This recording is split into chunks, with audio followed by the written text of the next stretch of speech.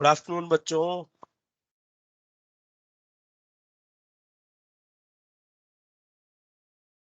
कैसे हैं बच्चों आप सब?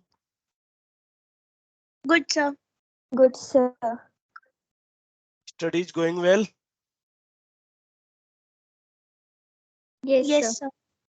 वेरी गुड बच्चों। ये सिंक्रोनाइज बैठ रहा है आपकी स्कूल वाली क्लासेज और यहाँ पे इंस्टीट्यूट वाली क्लासेज, मतलब अब सिंक्रोनाइज इन द सेंस की चीजें वहां और यहाँ आप कंपेयर कर पा रहे हैं या भी सिंक्रोनाइज नहीं Yes, बिठा sir. पाए हैं? हो रहा होगा, आई थिंक, आई होप धीरे धीरे धीरे धीरे सिंक्रोनाइज अब बैठना लग गया होगा।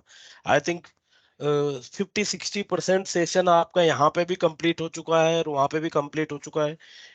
मैक्सिमम फरवरी एंड से पहले पहले आपका सिलेबस यहाँ पे भी वाइंड अप हो जाएगा। आई थिंक स्कूल वगैरह में भी वाइंड अप हो जाएगा। बच्चों, आपसे ये उम्मीद की जा रही है कि जो भी हमारे मॉड्यूल के क्वेश्चन है, मॉड्यूल हमारा लेवल 1 और लेवल 2 इस तरीके से बटा हुआ है। लेवल 1 जो है वो बेसिकली एनसीईआरटी आपके जो फिर आपके स्कूल एग्जाम से उनको कैटर करता है, और लेवल 2 का कंटेंट प्लस जो क्वेश्चंस है वो आपको जो आपके नीट एग्जाम प्रिपरेशन है उसमें हेल्प करेगा। नीट या कोई और कॉम्पिटिटिव एग्जाम है उसमें भी वो हेल्प करता है आप बच्चों आपकी। तो एटलीस्ट आप लेवल 1 कर लें और फिर लेवल 2 पे जरूर मूव करें, है ना? आई होप आप सब कर भी रहे होंगे, क्वेश्चंस लगा रहे होंगे रेगुलरली। लगा रहे हैं बच्चों questions?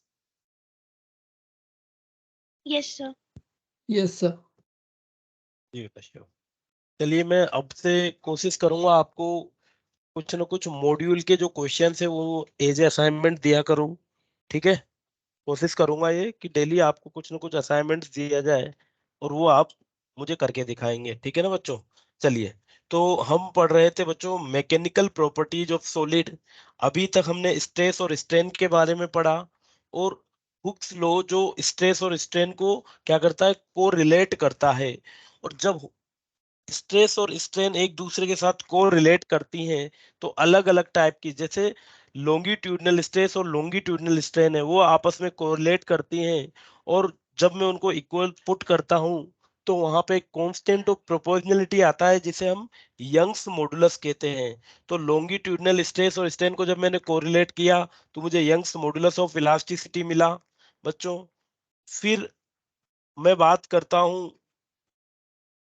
Bulk modulus of elasticity. Bulk modulus of elasticity volumetric stress और वॉल्यूमेट्रिक स्ट्रेन को कोरिलेट करता है। और फिर हमने पढ़ा मॉडुलस ऑफ रिजिडिटी जो शियर स्ट्रेस और शियर स्ट्रेन को इक्वेट करता है बच्चों। ठीक है? तो अलग अलग तीन अलग अलग तरीके के हमने मॉडुलस ऑफ इलास्टिसिटी पढ़े बच्चों। ठीक है? चलिए आज हम पढ़ेंगे पहले work done in stretching a wire. Work done, जब भी किसी वायर को हम स्ट्रेच कर रहे हैं, कोई फोर्स लगा के उसे स्ट्रेच या कंप्रेस करते हैं तो कुछ ना कुछ वर्क करना पड़ रहा है बच्चों। वो वर्क क्या होगा देखिएगा। वर्क डन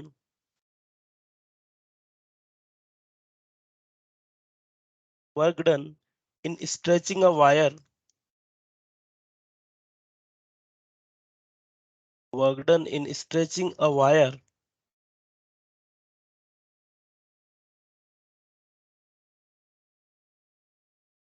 और potential energy stored in a wire, और पोटेंशियल एनर्जी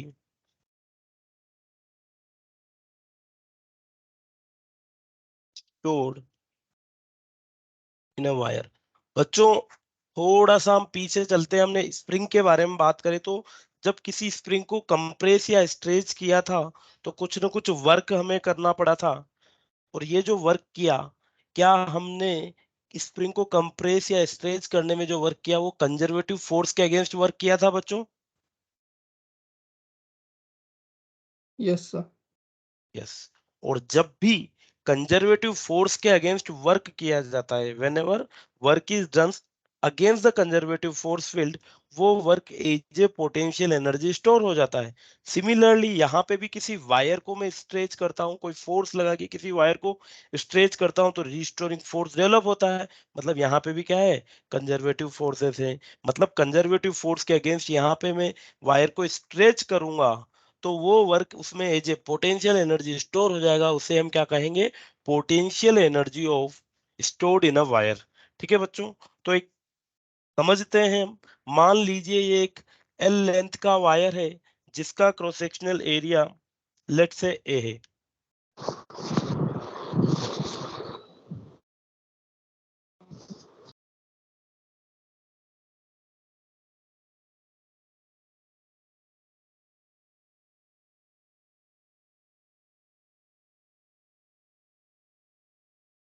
बच्चों ये एक वायर मान लीजिए, इस वायर का जो एरिया ऑफ क्रॉस सेक्शन है वो ए है और इसकी लेंथ एल है।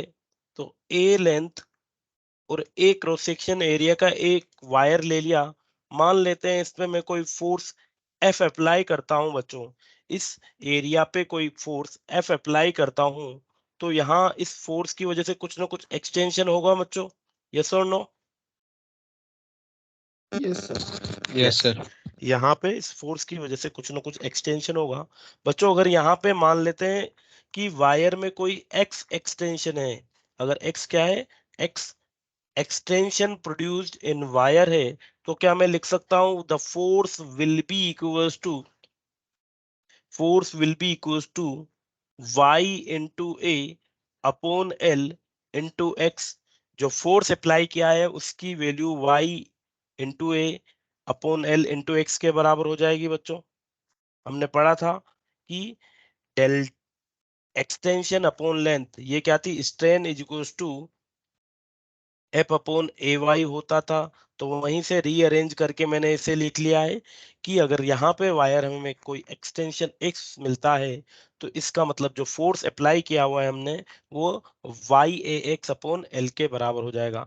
बच्चों मान लीजिए मैं इस वायर को further small amount delta x से एक्सटेंड करना चाहता हूं, तो मुझे कुछ ना कुछ वर्क करना पड़ेगा।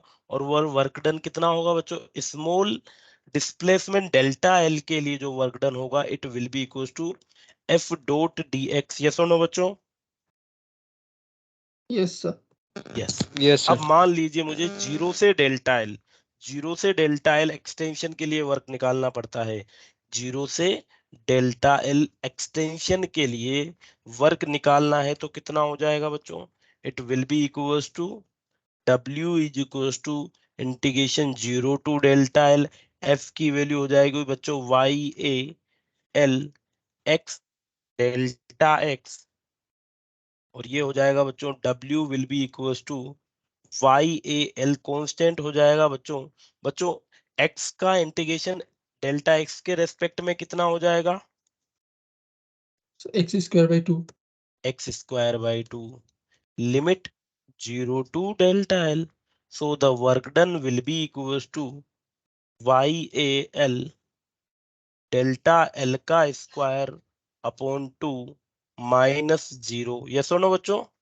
तो सिंपली हो जाएगा y बाई, यस सर। ये हो जाएगा बच्चों 1/2 y डेल्टा एल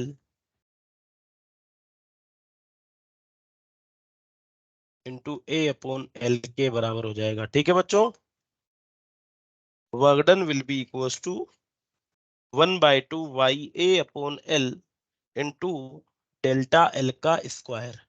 चलिए ये वर्क डन हमें करना पड़ेगा। किसी वायर को जीरो से डेल्टा एक्स लेंथ तक एक्सटेंड करना है तो कितना, हाफ वाई डेल्टा एल का स्क्वायर ए अपॉन एल। बच्चों अब कुछ नहीं करना, हमें सिंपली ये वर्क किया, क्या यही इसमें वायर में as a potential energy stored हो जाएगा? जो Yes, हमने sir. वर्क किया है यही इसमें as a Yes, potential sir. Energy हो जाएगा, यस सर। जिसे हम कहेंगे elastic potential energy. So the work done will be equals to elastic potential energy, यही हमारा इलास्टिक पोटेंशियल एनर्जी हो जाएगा।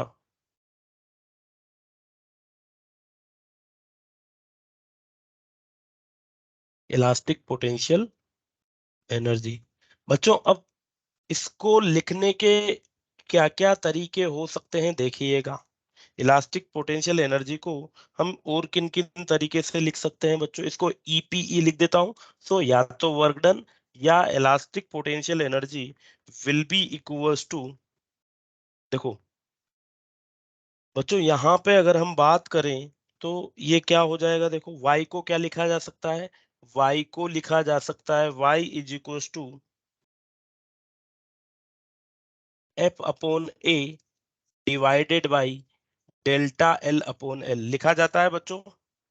Young's modulus is stress Yes, upon sir. Strain, strain is F upon L, Yes, sir. F upon A, और ये delta L by L. तो इसे simply हम लिख सकते हैं यहाँ से। बच्चों ये माइक ऑन है किसी का तो प्लीज म्यूट कर लीजिए। संदीप, संदीप कौन है ये? सुदीप,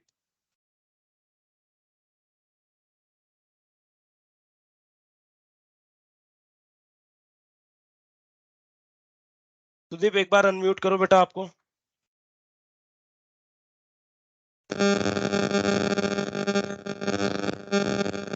अनम्यूट कर लिया सर। हाँ म्यूट करो बेटा, है ना। Okay sir.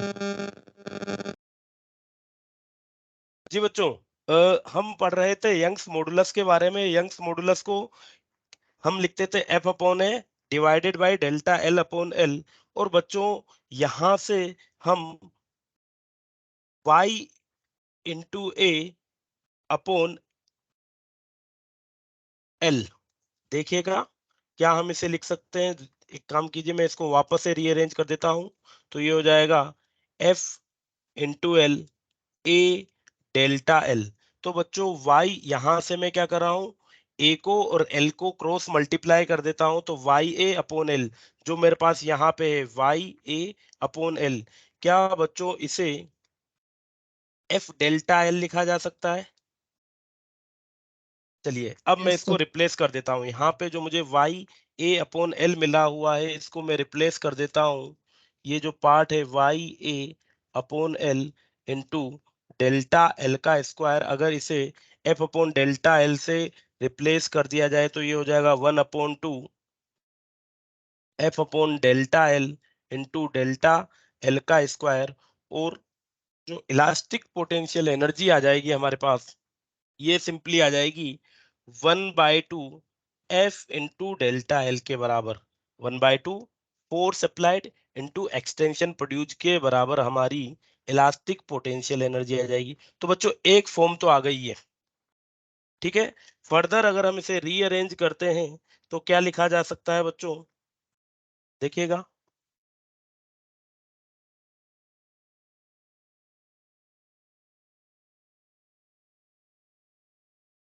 क्या इसे लिखा जा सकता है E elastic potential energy will be equals to, ध्यान से देखिएगा, 1/2 F upon A into delta L upon L. इस प्रीवियस फॉर्मूले में ही अगर हम divide by A into L और multiplied by A into L कर दें तो देखिए क्या हो जाएगा बच्चों, 1/2 एफ अपॉन ए क्या होता है बच्चों, force upon area, Pressure. Stress.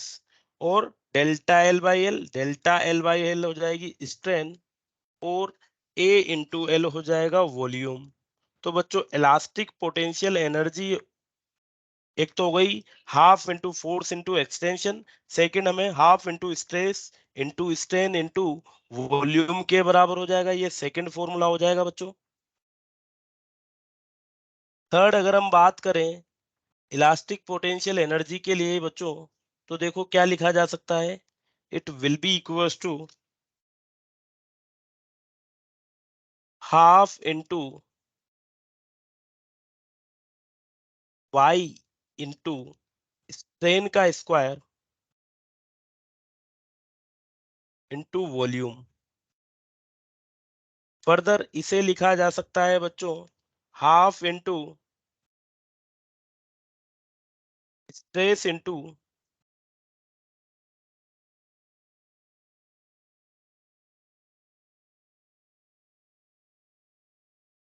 Into volume का स्क्वायर। बच्चों देखिए क्या इसको इस तरीके से रीअरेंज किया जा सकता है, बताइए। Yes, sir. यस,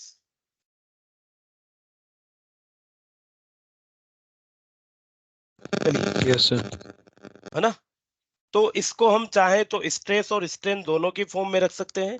तो it will be half into stress into strain into volume, further half into Y, Y क्या है, यंग्स मॉडुलस, इंटू स्ट्रेन का स्क्वायर इंटू वॉल्यूम, या फिर हाफ इंटू स्ट्रेस का square upon Young's modulus divided by multiplied by volume. किसी भी तरीके से इस फॉर्मूले को दिया जा सकता है बच्चों, अकॉर्डिंग टू यूज हम इसको यूज करेंगे। तो किसी भी मटेरियल में जो मान लीजिए कोई एफ फोर्स लगा के डेल्टा एल एक्सटेंशन प्रोड्यूस किया जाता है, तो कितना वर्क किया जाएगा, the work done will be half into F into delta L. या इलास्टिक पोटेंशियल एनर्जी जो इसमें स्टोर हो रही है, उसे भी इसी तरीके से दिया जा सकता है बच्चों। फर्दर अगर हम बात करें, एक टर्म आती है एनर्जी डेंसिटी। क्या आती है बच्चों, potential energy density.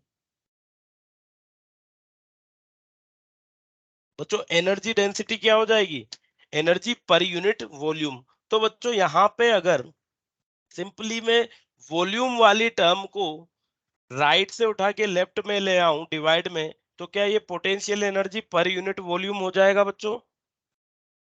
Yes, sir. Yes. Yes sir. So the potential energy, बेटा म्यूट कर लीजिए।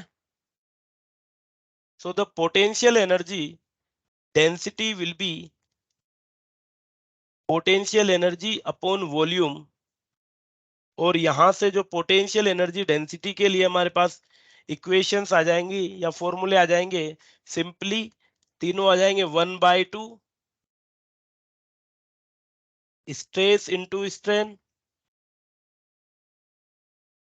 फर्दर सेकेंड वाले के लिए 1/2 into Young's modulus into strain का स्क्वायर, और एक फॉर्मूला हो जाएगा 1/2 मल्टीप्लाइड बाई स्ट्रेस का स्क्वायर अपॉन वाई। ठीक है बच्चों, तो ये तीनों फॉर्मूले हो जाएंगे मेरे पोटेंशियल एनर्जी डेंसिटी के लिए। किसी भी मटेरियल में जो एनर्जी डेंसिटी होगी वो इन तीनों फॉर्मूलों से दी जा सकती है। ओके बच्चों। Yes, sir. Yes, sir. Yes. चलिए, तो यस सर। वर्क डन या पोटेंशियल एनर्जी के लिए हम क्वेश्चन सोल्व करते हैं। A length of wire increased by 0.04%. Find out the potential energy density stored in wire. देखिए क्या दिया हुआ है क्वेश्चन में।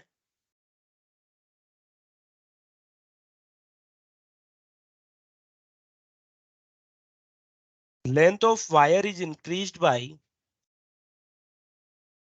length of wire increased by 0.04%.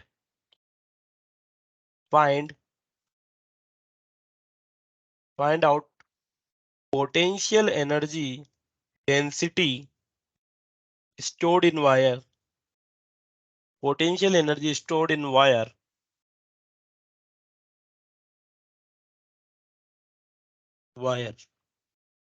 Given है हमें y Young's modulus is equal to 2 into 10⁻⁹ newton पर मीटर स्क्वायर। चलिए, गिवन क्वेश्चन में हमें लेंथ का इंक्रीमेंट दे रखा है, यंग्स मॉडुलस दे रखा है, हमें निकालना है पोटेंशियल एनर्जी डेंसिटी। बच्चों potential energy density can be given as 1/2 y into strain का स्क्वायर। यस और नो, पोटेंशियल एनर्जी डेंसिटी इस तरीके से दी जा सकती है बच्चों। एक Yes, कीजिए sir. फॉर्मूला। sir. यस, यहाँ पे Yes, मैं sir. y की वैल्यू गिवन है, स्ट्रेन की वैल्यू हम निकाल सकते हैं बच्चों। यहाँ पे अगर हम देखें तो क्या दिया हुआ है, परसेंटेज इंक्रीज इन लेंथ। तो परसेंटेज इंक्रीज इन लेंथ क्या होता है, it is delta L upon L into 100 is equal to 0.04। Yes और नो, यहाँ से डेल्टा एल अपॉन एल की वैल्यू क्या हो जाएगी, it will be 0.04 divided by 100। So it will be 0.0004, या फिर इसे लिखा जा सकता है 4 इंटू 10⁻⁻⁴। यस और no. Yes, sir. Yes, sir. चलिए, पोटेंशियल एनर्जी डेंसिटी के बारे में हम नोट कर लेते हैं। अब पोटेंशियल एनर्जी डेंसिटी क्या हो जाएगी फिर, 1/2 Young's modulus 2 into 10⁻⁹ multiplied by 4 into 10⁻⁻⁴ 4 का स्क्वायर, 2 से 2 कैंसिल आउट हो जाएगा, तो it will be 16 into 10 raise to power 8 minus 8 plus 9, so it will be equals to 160 joule पर मीटर क्यूब। ओके बच्चों,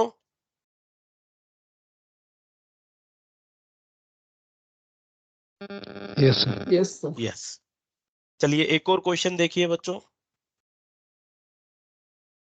A block of mass m is hanged with two massless wires P and QSN. Find the ratio of elastic potential energy stored in P and Q। देखिए अगला question बच्चों।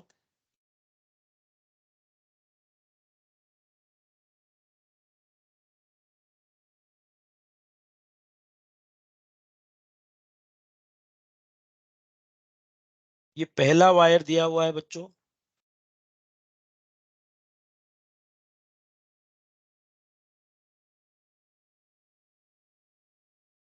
ये दूसरा wire ये उन्हें, ये एक दूसरे के मासलेस वायर हैं बच्चों, ये हैंग्ड है, और यहाँ पे हमने नीचे एक मास m लटकाया हुआ है कुछ इस तरीके से।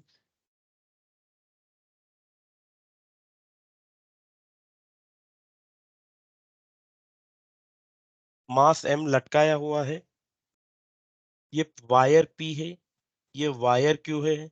वायर p के लिए बच्चों जो लेंथ है वो l है, रेडियस r है, और यंग्स मॉडुलस y है। वायर q के लिए बच्चों लेंथ 2l है, रेडियस 2r है, और यंग्स मॉडुलस भी 2y है। ठीक है, we need to calculate the ratio of, find ratio of elastic potential energy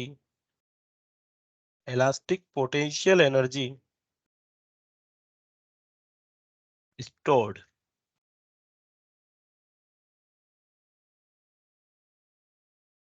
चलिए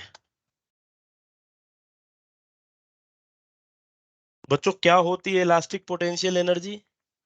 elastic potential energy can be written as, देखो 1/2 स्ट्रेस का square upon Young's modulus multiplied by volume, यही होता है बच्चों इलास्टिक पोटेंशियल एनर्जी के लिए generally formula. Yes, sir. Yes. Yes, चलिए for Yes, sir. Wire P के लिए बात करें, फॉर वायर पी अगर हम बात करें elastic potential energy in wire P, तो पी के लिए बच्चों 1/2, वायर पी के लिए अगर स्ट्रेस की बात करें तो कितना फोर्स लगेगा बच्चों, ये एम फोर्स वेट अपने वेट के कारण फोर्स एक्सर्ट करेगा, तो कितना फोर्स लगेगा, एम जी के बराबर लगेगा। चलिए स्ट्रेस होती है फोर्स अपॉन एरिया, तो फोर्स तो आ गया एम जी के बराबर, एरिया क्या बच्चों इसके लिए पाई आर स्क्वायर हो जाएगा। Yes, sir. Yes, divided by Y multiplied by volume, volume हो जाएगा पाई आर स्क्वायर एल के बराबर। चलिए तो ये हो जाएगा 1/2 1/y multiplied by M square ji square pi R R का square multiplied by pi are square L. एक पाई आर स्क्वायर से एक pi are square cancel out हो जाएगा बच्चों, तो ये हो जाएगा M square ji square L divided by 2y pi are square के बराबर। ये सुनो बच्चों, Yes, sir. Yes, sir. Similarly for wire Q the elastic potential energy stored will be equals to 1/2। बच्चों यहाँ पे भी अगेन अगर हम स्ट्रेस की बात करें तो जो वेट आएगा वो mg के बराबर आ जाएगा, और जो एरिया है वो इस बार पाई 2r का स्क्वायर, ये एरिया यहाँ पे एक्ट कर रहा है बच्चों, तो स्ट्रेस हो जाएगी इस केस में ये मल्टीप्लाइड बाई वॉल्यूम, ये इसका स्क्वायर कर दिया, वॉल्यूम की बात करें तो पाई 2r का square into 2l divided by Young's modulus y। Okay बच्चों, कोई दिक्कत? No, sir. छोटी सी दिक्कत है, y की वैल्यू भी यहाँ 2y है। ओके, तो r डबल कर दिया, लेंथ डबल कर दी, और यंग्स मॉडुलस को डबल कर देंगे, तो देखिए क्या मिल जाएगा हमें। It will be equal to 1/2 multiplied by M square ji square upon 2y multiplied by, देखो सिंगल टाइम ये इससे भी कैंसिल आउट हो जाएगा, तो ये बचेगा पाई 2r का स्क्वायर इंटू 2l। ओके बच्चों, Yes, sir. यस। तो Yes, sir. देखिए, ये 2 से मैं ये 2 कैंसिल आउट कर देता हूं, तो it will be M square ji square L divided by 8y pi are square के बराबर हमें मिल जाएगा। क्लियर है बात? चलिए, तो दोनों Yes, का sir. रेशियो हमें निकालना है। दोनों का रेशियो क्या हो जाएगा, elastic potential energy stored in P upon elastic potential energy stored in Q will be equals to m square g square L upon 2y pi are square multiplied by, इसको inverse करके लिख दिया जाए तो it will be 8y pi are square divided by M square ji square L. तो ये आ जाएगा बच्चों 8/2 4/L। तो ratio of elastic potential energy stored in wire P and Q will be 4:1। Okay बच्चों? Yes, sir. Yes, Yes, sir. Very good. चलिए, next हम बात करते हैं बच्चों स्ट्रेस स्ट्रेन कर्व के बारे में। स्ट्रेस स्ट्रेन कर्व,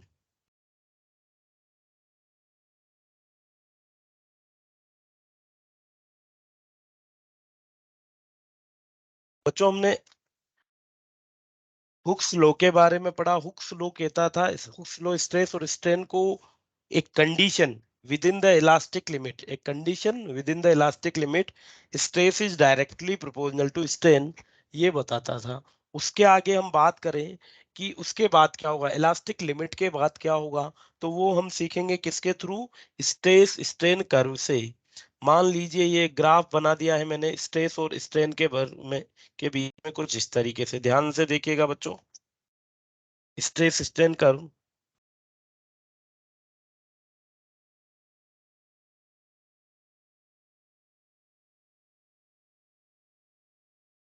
तो वाई एक्सिस के अलोंग में ले लेता हूं स्ट्रेस को,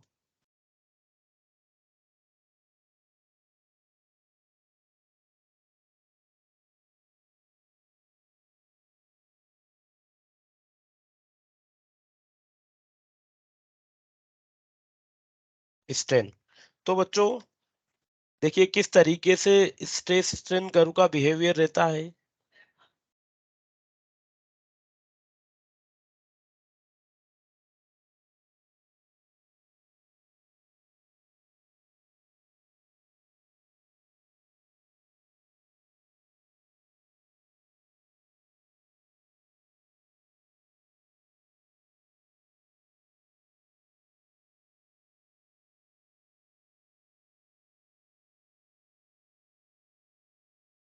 ये पॉइंट ए हो जाएगा बच्चों, ये पॉइंट सी, ये पॉइंट बी, ये पॉइंट डी, ये पॉइंट ई। ठीक है बच्चों?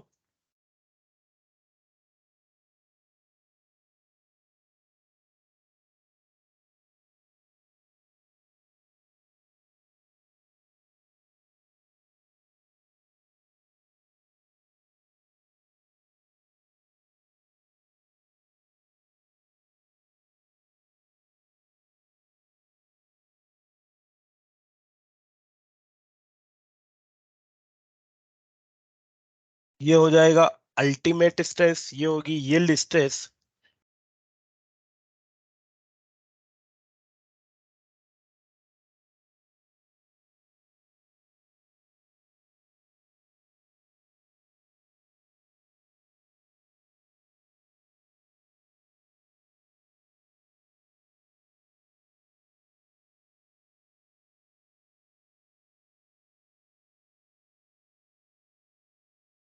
चलिए, तो बच्चों यहाँ पे अगर हम देखें सबसे पहले, तो 0 से O के बीच में अगर हम देखें, in region O to A curve is linear, it means Hooke's law is obeyed. तो 0 से O के लिए आप देख रहे होंगे बच्चों, जो लाइन है हमारा, जो कर्व है, वो एक स्ट्रेट लाइन है। यस और नो?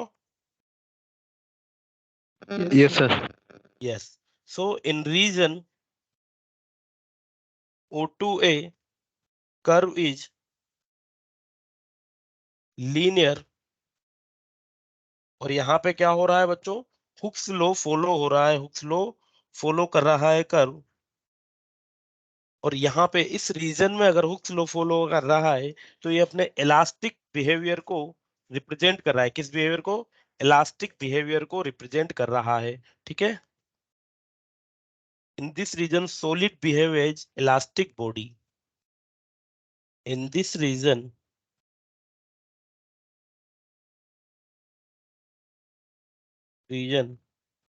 solid behave as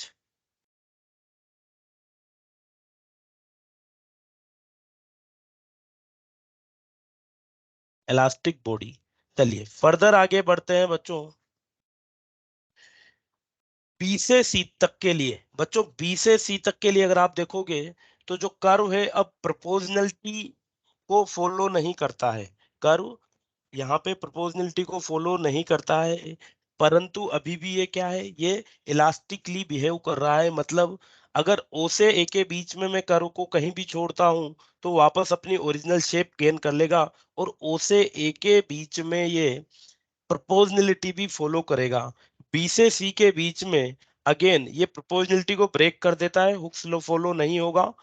पर ए से बी के भी बीच में अगर हम इसको कहीं रिलीज करते हैं, तो ये अपनी ओरिजिनल शेप को गेन कर लेगा। समझ में आई बच्चों बात? Yes, sir. Yes. So in region A Yes, sir. To B, in region A to B,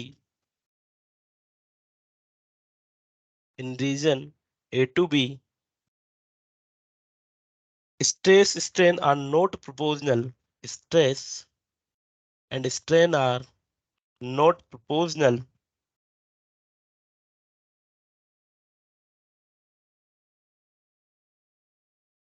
Not proportional, proportionality को ये फॉलो नहीं करते हैं। But body regain, but body regain its original shape when load is removed. Body regain its original shape when load is removed. अगर load को ओ से B तक के लिए अगर हम बच्चों लोड को कहीं भी हटाएं, तो बॉडी अपनी एक्चुअल शेप को रिगेन कर लेगी। क्लियर है बात? अब यहाँ पे अगर हम बात करें, जो पॉइंट बी है बच्चों, पॉइंट बी को हम कहेंगे इलास्टिक लिमिट और yield point. Point B is elastic limit और यील्ड पॉइंट। और पॉइंट बी पे जो स्ट्रेस होगी उसे क्या कहेंगे बच्चों? Yield stress. पॉइंट बी पे जो स्ट्रेस होगी उसे हम कहेंगे यील्ड स्ट्रेस। तो बच्चों बेसिकली जो हमारा रीजन हो गया ओ टू बी तक का, ये यहां से लेके यहां तक जो रीजन है बच्चों, ये कौन सा रीजन हो जाएगा हमारा? ये हो जाएगा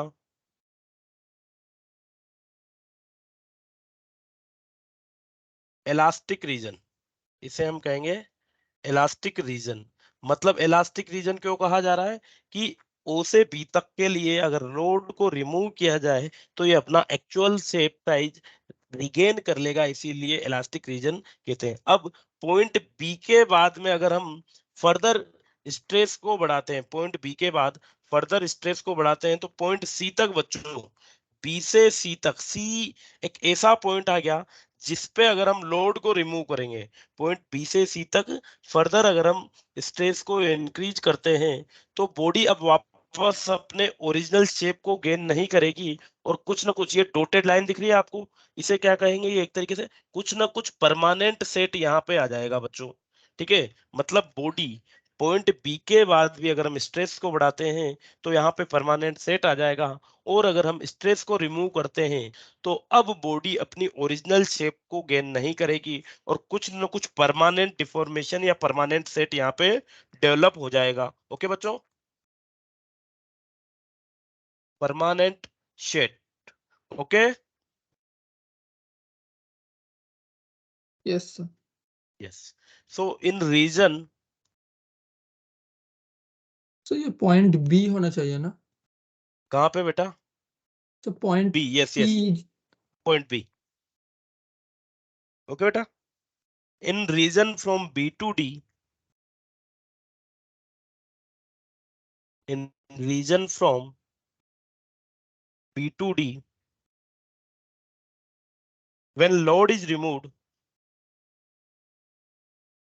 when load is removed, the body does not regain its original shape. The body does not get its original shape. Its original shape. Even the stress is zero and strain is not zero. Even the stress is zero. अगर हम stress को zero कर दें तो strain zero यहाँ पे अब नहीं मिलेगी। किस रीजन के लिए? बी से डी तक के लिए। Strain is, even the stress is zero, strain is not zero.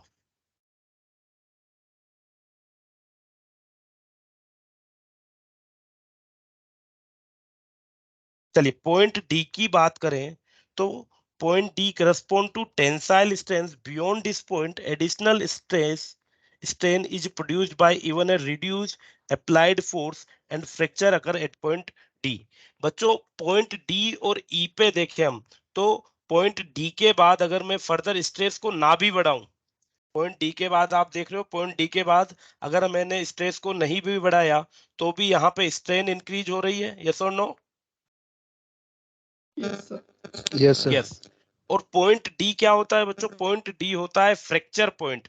मतलब अल्टीमेटली यहाँ पे आके पार्टिकल या बॉडी जो होगी वो फ्रैक्चर हो जाएगी, ब्रेक हो जाएगी। Okay, Yes, sir. यस। तो point D is Yes, sir. Fracture. Point D correspond to the tensile strain,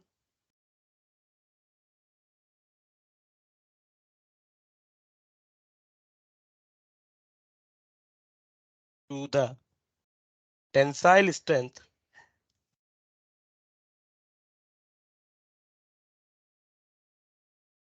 beyond this point, beyond this point additional strain produced, beyond this point additional strain, additional strain produced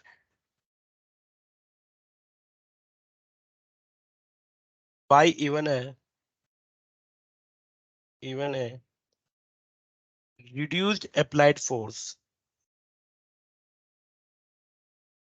reduced applied force। इस point के बाद अगर आप stress को reduce भी करते हैं, force को रिड्यूस भी करते हैं तो भी स्ट्रेन डेवलप होगी and fracture occur at point E, fracture occur at point E.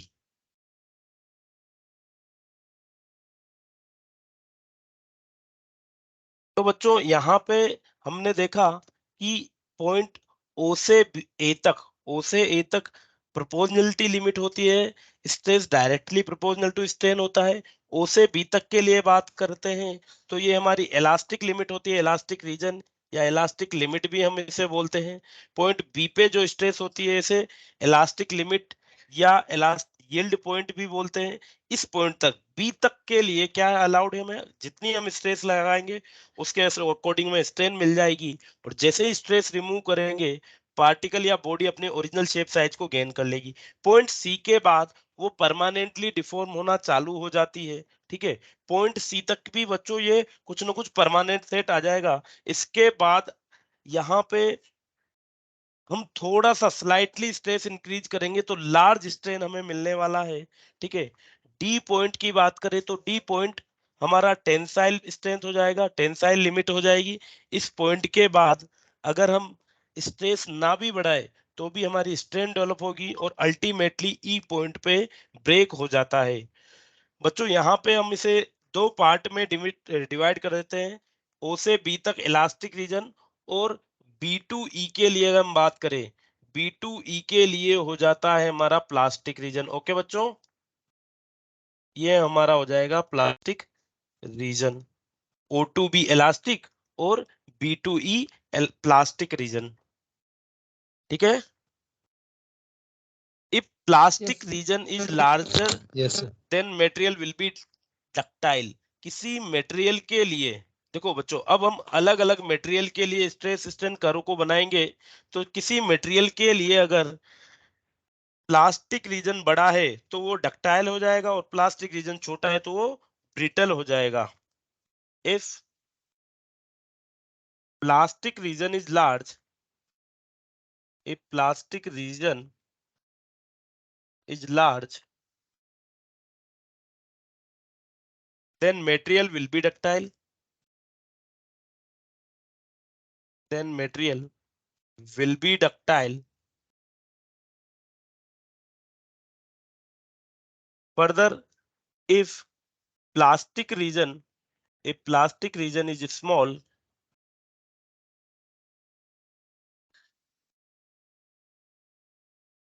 if plastic region is small, then material will be brittle.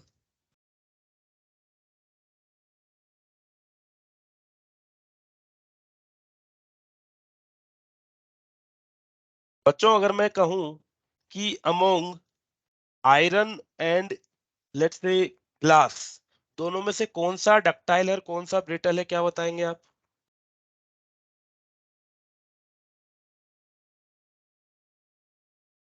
कोई idea? Glass is ductile. Glass is ductile, कैसे decide किया बेटा आपने? Reason बताओ, कोई दिक्कत नहीं है, अच्छी बात है आपने रिप्लाई किया। कोई सेंस या कोई रीजन या जस्ट तुक्का मारा?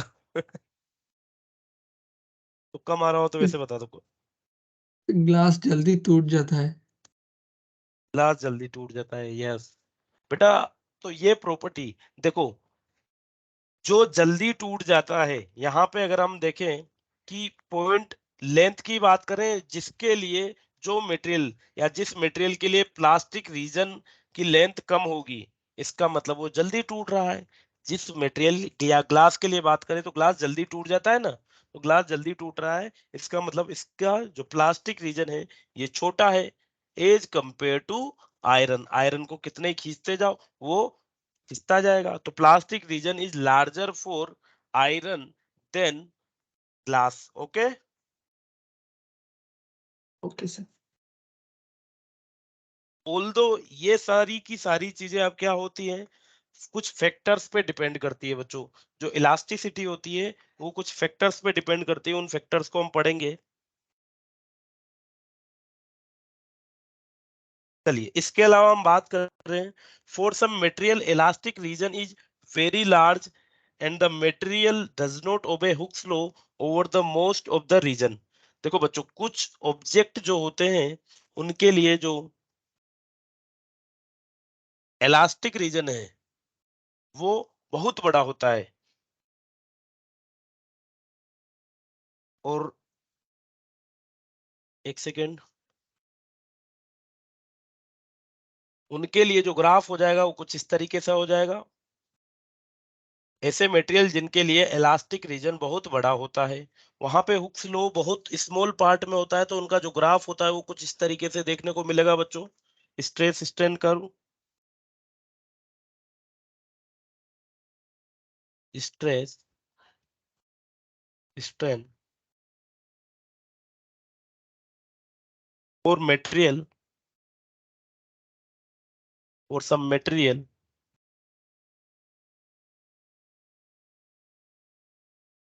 elastic region is very large. Elastic region is very large.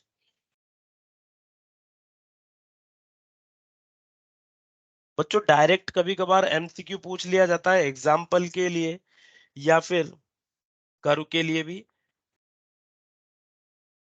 For some material, elastic region is very large and does not obey Hooke's law and does not obey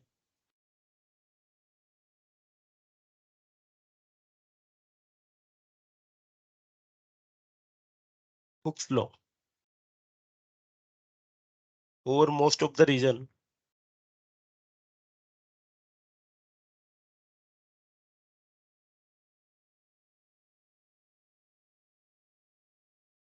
ऐसे material को हम कहते हैं बच्चों elastomers. ऐसे materials को क्या कहेंगे? इलास्टोमर्स.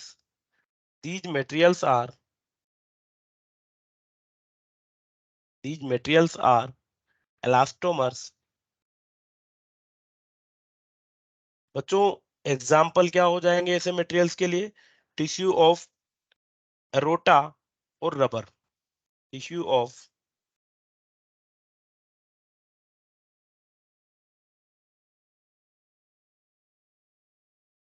एरोटा और रबर. तो कभी कभी रबर के लिए स्ट्रेस स्ट्रेन कर्व पूछ ले तो बेसिकली एक क्या बना देंगे? पैराबोला टाइप का स्ट्रक्चर बना देंगे बच्चों. ठीक है? Yes sir.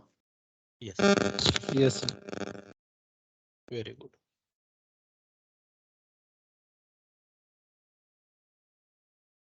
चलिए एक क्वेश्चन देखिए बच्चों.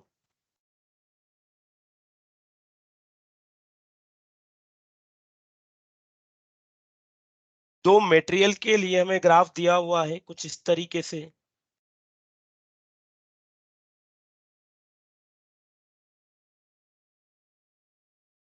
दो मटेरियल्स के लिए हमें ग्राफ दिया हुआ है कुछ इस तरीके से.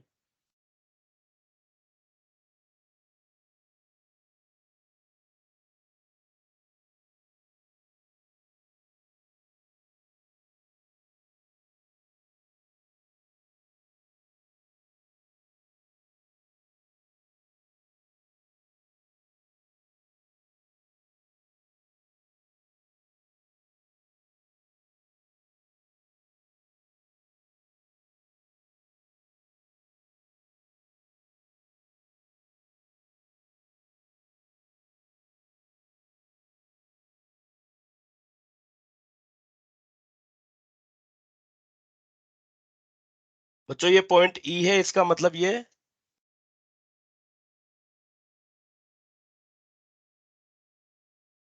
ब्रेकिंग पॉइंट हो जाएगा या फ्रैक्चर पॉइंट हो जाएगा. ये एंड पॉइंट है, फ्रैक्चर पॉइंट. तो ये मटेरियल ए है और ये मटेरियल बी है. मटेरियल ए और बी के लिए यहाँ पे ग्राफ दिया हुआ है स्ट्रेस और स्ट्रेन के बीच में. सबसे पहले अगर हम बात करें बच्चों कि among A and B which of the material has greater value of Young's modulus, बताइए. इस मटेरियल के लिए ए के लिए Y A is greater than Y B. क्यों बच्चों? क्योंकि स्ट्रेस स्ट्रेन कर्व का जो स्लोप होता है, स्ट्रेस स्ट्रेन कर्व का जो स्लोप होता है वही क्या देता है हमें? वही हमें यंग्स मॉडुलस की वैल्यू देता है. और कर्व ए के लिए जो एंगल है वो बी से लार्जर है. फर्दर अगर हम बात करें among A and B which material is more ductile, इसके लिए प्लास्टिक रीजन ज्यादा बड़ा है ए और बी में से? ए. ए. ए के लिए ए इज डक्टाइल और बी के लिए अगर हम बात करें तो बी के लिए प्लास्टिक रीजन छोटा है. तो comparative to A B is brittle. ठीक है बच्चों?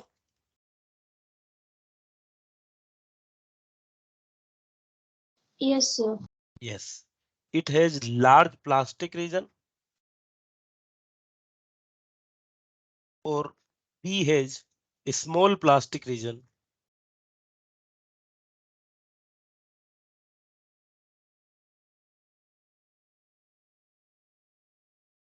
चलिए स्ट्रेंथ की बात करें बच्चों, तो किसकी स्ट्रेंथ ज्यादा है? स्ट्रेंथ का सेंस किससे आएगा? कौन लेट ब्रेक होगा, गिवन स्ट्रेस के लिए कौन जल्दी टूट जा रहा है, कौन लेट टूट रहा है। तो यहाँ पे आप देख सकते हैं कि ए की कैपेसिटी ज्यादा है, ए ज्यादा स्ट्रेन डेवलप करने के बाद ब्रेक हो रहा है कंपेयर टू बी। यस और no? Yes, sir. Yes, Yes, sir. sir. Yes.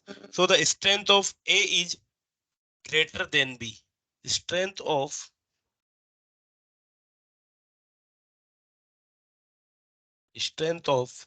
A is greater than material B. ठीक है बच्चों, तो यहाँ पे कुछ एक हमारे स्ट्रेस स्ट्रेन कर्व से रिलेटेड इंपॉर्टेंट पॉइंट थे, ये हमने देखे। ओके, चलिए हम बात कर रहे थे बच्चों नेक्स्ट फैक्टर्स। किन किन फैक्टर्स पे हमारा जो यंग्स मॉडुलस है मटेरियल के लिए, या फिर मॉडुलस ऑफ इलास्टिसिटी जो होते हैं वो डिपेंड करती हैं। देखिएगा,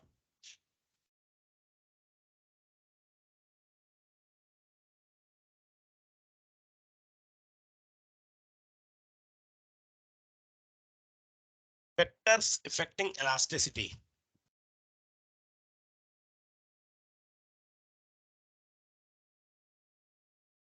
फैक्टर्स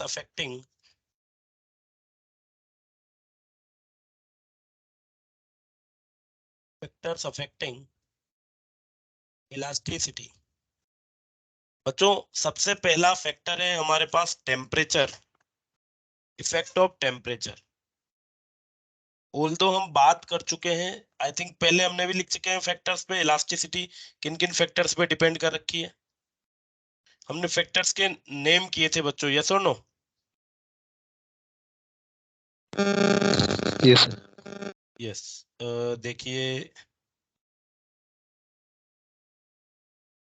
यस, ऑलरेडी हम इन बारे में बात कर चुके हैं। चलिए अब इनको थोड़ा सा डिटेल में लेकर चलते हैं, किन किन फैक्टर्स पे ये डिपेंड करेंगी। तो बच्चों टेम्परेचर के साथ हम बात करें अगर, इफेक्ट ऑफ टेम्परेचर, तो जनरली टेम्परेचर के साथ जो इलास्टिसिटी होती है किसी भी मटेरियल की वो डिक्रीज करती है। क्या करेगी टेम्परेचर के साथ? जनरली है डिक्रीज होती है। For all material the modulus of elasticity decreases with the rise in temperature, but the elasticity of invar, जो एक्सेप्शन की तरफ है, इनवार के लिए अगर हम बातें, एक मटेरियल हो गया for Invar, it remains unchanged with change in temperature. For invar elasticity remains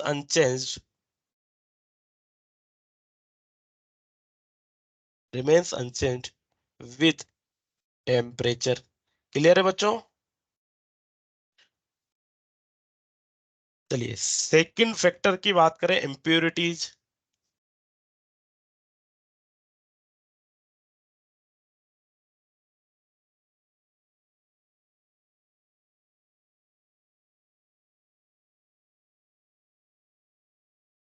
चलिए तो इम्प्योरिटीज के साथ क्या फैक्टर है बच्चों? अगर हम इम्प्योरिटीज ऐड कर देते हैं तो विद एडिशन ऑफ इम्प्योरिटीज यहाँ पे जो हमारी इलास्टिसिटी होती है वो इंक्रीज हो जाती है। इम्प्योरिटीज के साथ इलास्टिसिटी क्या हो जाएगी बच्चों? इंक्रीज हो जाएगी। क्लियर है बात? तो टेम्परेचर के साथ इलास्टिसिटी डिक्रीज हो रही थी और इम्प्योरिटीज के साथ जो इलास्टिसिटी है वो इंक्रीज हो जाएगी। थर्ड अगर हम बात करें इफेक्ट ऑफ एनिलिंग, एनिलिंग क्या होती है बच्चों? बेसिकली एनिलिंग की प्रोसेस होती है किसी भी ऑब्जेक्ट को हीट करके सडनली कूल करना। हीट करके क्या करना? कूलिंग है, heating and the cooling gradually. Effect of annealing, तो अगर किसी मटेरियल के साथ ऐसा बिहेव किया जाए कि उसको हीट करके ग्रेजुअली कूल किया जाए तो इस प्रोसेस से उसकी जो इलास्टिसिटी है एनिलिंग की प्रोसेस से उसकी इलास्टिसिटी डिक्रीज हो जाएगी। ओके बच्चों? Yes sir. Yes. Yes, sir. चलिए next, hammering and rolling, effect of hammering, effect of hammering and rolling. किसी भी मटेरियल की हैमरिंग और रोलिंग की जाए तो इस वजह से उसकी जो इलास्टिसिटी है बच्चों वो क्या हो जाएगी, इंक्रीज हो जाएगी। ओके, तो कुछ फैक्टर से इम्प्योरिटीज ऐड करके हम इलास्टिसिटी को इंक्रीज कर सकते हैं, एनलिंग या सॉरी हैमरिंग या रोलिंग करके इंक्रीज कर सकते हैं। क्या बोल रहे हो बेटा? कुछ नहीं सर। कुछ नहीं, ठीक है। ठीक है, टेम्परेचर इंक्रीज करेंगे तो बच्चों यहाँ पे क्या होगा, टेम्परेचर इंक्रीज करने से इलास्टिसिटी डिक्रीज हो जाएगी। ये कुछ फैक्टर्स है जिनसे हमारी इलास्टिसिटी वेरी करती है। ओके, चलिए नेक्स्ट बच्चों, हमने बल्क मॉडुलस के बारे में बात की थी। बल्क मॉडुलस हमारा मिलता था कहाँ पे, वॉल्यूमेट्रिक स्ट्रेस और वॉल्यूमेट्रिक स्ट्रेन के लिए। ठीक है, तो अगर किसी को मटेरियल को प्रेशराइज किया जाए uniformly throughout the volume, pressurise किया जाए तो उसका वॉल्यूम चेंज हो जाता है। और बच्चों अगर वॉल्यूम चेंज हो रहा है तो उसकी डेंसिटी चेंज होगी। यस और नो? Yes sir. यस, अगर Yes, वॉल्यूम sir. चेंज हो रहा है तो उसकी डेंसिटी भी चेंज होती है। चलिए तो हम इफेक्ट देखते हैं, डेंसिटी पे क्या इफेक्ट होगा जब किसी भी मटेरियल को हम प्रेशराइज करते हैं। Relation between density, pressure and bulk modulus. Relation between density,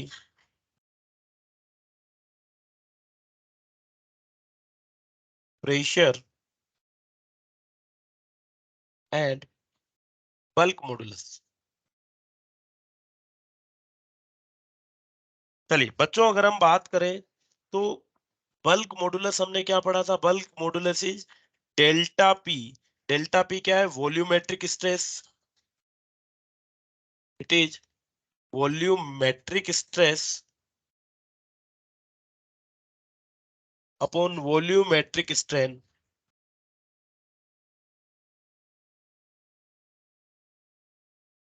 चलिए वॉल्यूमेट्रिक स्ट्रेस तो बच्चों डेल्टा पी हो जाती है, वॉल्यूमेट्रिक स्ट्रेन होती है डेल्टा वी अपॉन वी के बराबर। यस और नो? तो यहां से हम लिख सकते हैं delta V by V volumetric strain will be equal to delta P upon B के बराबर।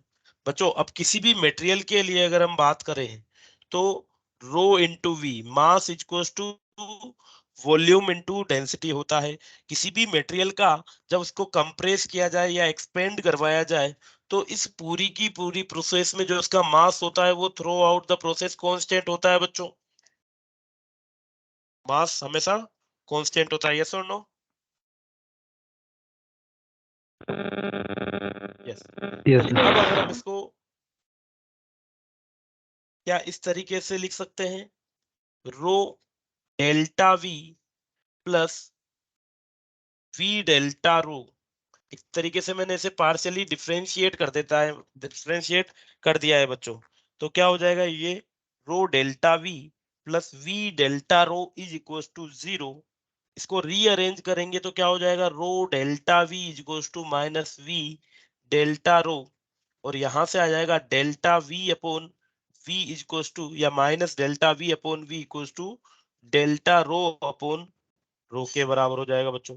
तो यहाँ से minus delta rho upon sorry delta V upon we की वैल्यू डेल्टा रो अपॉन रो को पुट किया जा सकता है, और ये हमें मिल जाएगा delta rho upon rho will be equal to delta P upon B के बराबर। ठीक है, तो यहाँ से क्या आ जाएगा, ये आ जाएगा फ्रैक्शनल चेंज इन डेंसिटी।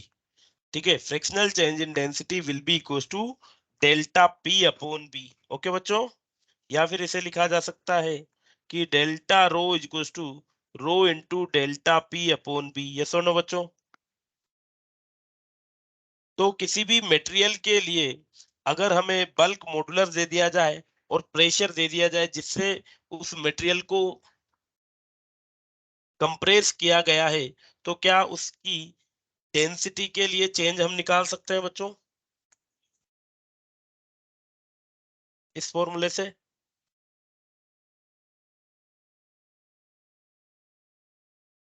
बच्चों समझ में आई बात कि किस तरीके से हमने डेंसिटी को रिलेट कर दिया बल्क मॉडुलस से? बोलो बच्चों।